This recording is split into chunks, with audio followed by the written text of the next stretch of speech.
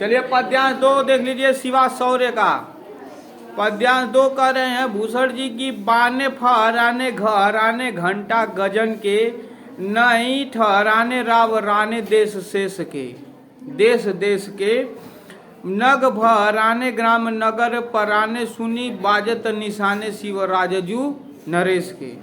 हाथिन के हौदा उकसाने कुंभ कुंजर के, भवन को भजाने यली छूटे लटकेश के। दल के दरारन ते कमठ करारे फूटे, केरा के से पात बिहराने फन शेष। ठीक है ना। तो देखिए महाकवि भूषण कहते हैं कि बाने फहराने घराने घंटा गजन के, ठीक है ना, कि वीर शिवाजी के जो झंडे हैं वो फहराने लगे। ठीक है ना, लिखा है ना बारे फहराने घराने घंटा गजन के। जो शिवाजी के जो झंडे हैं वह फहराने लगे हैं और घराने घंटा गजन के, और हाथियों के गले में पड़े हुए घंटे भी बजने लगे।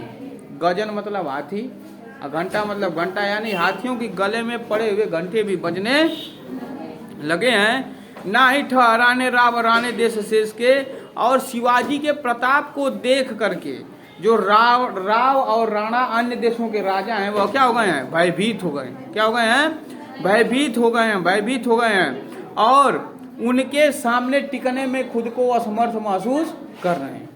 उनके सामने टिकने में खुद को असमर्थ महसूस कर रहे हैं। नग भराने ग्राम नगर पराने, सुनी बाजत निशाने शिव राजजू नरेश के। ठीक है ना। और देखिए शिवाजी की सेना के प्रस्थान के समय जो है वो पहाड़ है ना, नग माने पर्वत होता है, जो पहाड़ है वह क्या हो गए हैं, टूट गए हैं। लिखा है ना नग भराने ग्राम नगर पराने, सुनी। और उनके शिवाजी के सेना के प्रस्थान के समय पहाड़ क्या हो गए हैं, टूट गए हैं। और आसपास के गांव के लोग, लिखा है ना ग्राम नगर, आसपास के गांव के लोग पराने मतलब कि भागने लगे हैं। आसपास के गांव के लोग यह सुन करके भागने लगे हैं और कह रहे हैं कि शिवाजी की सेना आ रही है। फिर लिखा है कि बाजत निशाने शिव राजजू नरेश के, और भागते हुए यह भी कह रहे हैं कि हम लोग भाग जाएंगे तभी बच पाएंगे, क्योंकि शिवाजी के युद्ध के नगाड़े क्या हो रहे हैं, बजने लगे हैं। शिवाजी के युद्ध के नगाड़े बजने लगे हैं। ठीक है ना। और इतना उनका यश फैला हुआ है कि उस नगाड़े की आवाज सुनकर ही लोग क्या हो गए हैं, भयभीत हो गए हैं। ठीक है ना। आगे देखिए क्या करना है कि हाथी न के हौदा उकसाने, कुंभ कुंजर के भवन को भजाने वाली छूटे लट केस के। हाथियों की चाल इतनी तेज है कि जो उनके हौदे हैं वह क्या हो गए, ढीले पड़ गए। हौदा समझते हैं ना, जो हाथी के पेट पे बांधा जाता है, ठीक है ना, उसी को हौदा कहते हैं। तो वो क्या हो गए हैं, ढीले पड़ गए हैं। और जो उनकी कनपटी से बहने वाला मद था वह क्या हो गया है, उस पर वह बह रहा है, और उस पर जो क्या कहते हैं उसको, मंडराने वाले, उस पर जो मंडराने वाले भौरे हैं वे अब धीरे धीरे उड़ करके अपने अपने प्रदेश को जाने लगे हैं। लिखा है ना भौरे को भजाने वाली छूटे लटकेश के।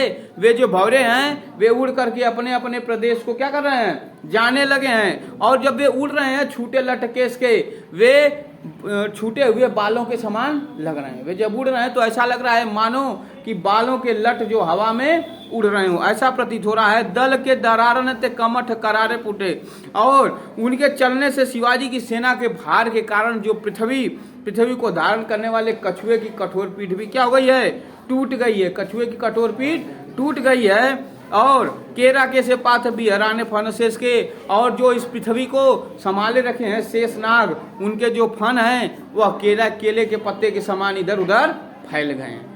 ठीक है ना। वे जो उनके फन है वह केले के पत्ते के समान इधर उधर फैल गए हैं, और सेना का भार इतना ज्यादा है, जो कछुआ है उनकी पीठ क्या हो गई है, टूट गई है। ठीक है ना। तो इसमें देख लीजिए अलंकार, उपमा और अतिशयोक्ति दोनों दी गई है। उपमा इसलिए दिया गया है क्योंकि एक वस्तु की तुलना दूसरे वस्तु से की गई है, और अतिशयोक्ति इसलिए कहा गया है क्योंकि इसमें अतिशयोक्ति का प्रयोग बहुत ही ज्यादा हुआ है। ठीक है ना। और इसमें जो छंद है मनहरण कवित्व है। इस प्रकार यह पद्यांश 2 समाप्त हो गया।